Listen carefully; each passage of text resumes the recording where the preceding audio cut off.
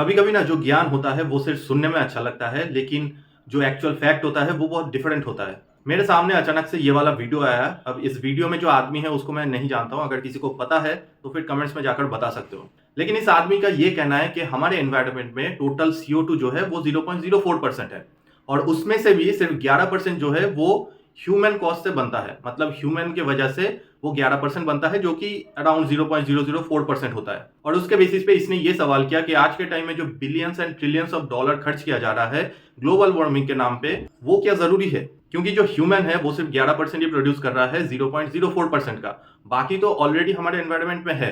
एक तरीके से ये कह रहा है कि ये जो पैसा खर्च किया जा रहा है ये काइंड ऑफ इररिलेवेंट है।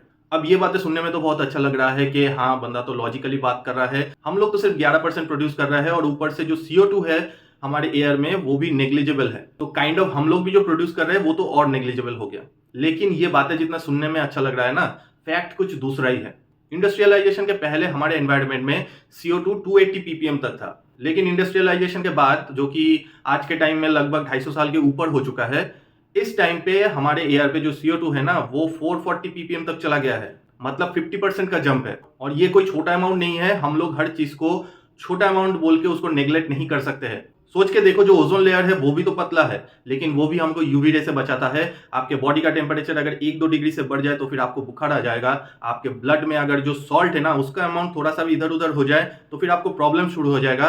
इवन थोड़ा सा जहर भी काफी है आपको मारने के लिए। और ये जो CO2 है ये आज के टाइम में 50% तक गेन कर चुका है। CO2 का काम ही होता है हीट को ट्रैप करना। देखो, जो नेचर प्रोड्यूस करता है ना वो नेचर 100% एब्जॉर्ब भी कर लेता है, तो उसमें कोई प्रॉब्लम नहीं होता है। लेकिन अगर ह्यूमन थोड़ा सा भी ज्यादा कुछ छोड़ता है, कुछ क्रिएट करता है, तो वो एनवायरनमेंट पर ही रह जाता है। तो वो तो नेचर एब्जॉर्ब नहीं करेगा, वो नेचर में ही रह जाता है। और ये जो पैसे का बात किया गया ना, ये टोटल पैसा सिर्फ ग्लोबल वार्मिंग के लिए खर्च नहीं किया जाता है। ये ओवरऑल एनवायरमेंटल सस्टेनेबिलिटी के ऊपर खर्च किया जाता है। जैसे कि एयर पोल्यूशन, साफ पानी, क्लीन एनर्जी, सस्टेनेबल एनर्जी, इन सब के ऊपर खर्च किया जाता है। तो इसलिए मैंने कहा था कि कभी कभी जो ज्ञान होता है ना वो सिर्फ सुनने में अच्छा लगता है, लेकिन जो एक्चुअल फैक्ट होता है वो बहुत डिफरेंट होता है। और कभी कभी ना सिर्फ सवाल उठा देना मतलब आपका इंटेलिजेंस शो नहीं करता है।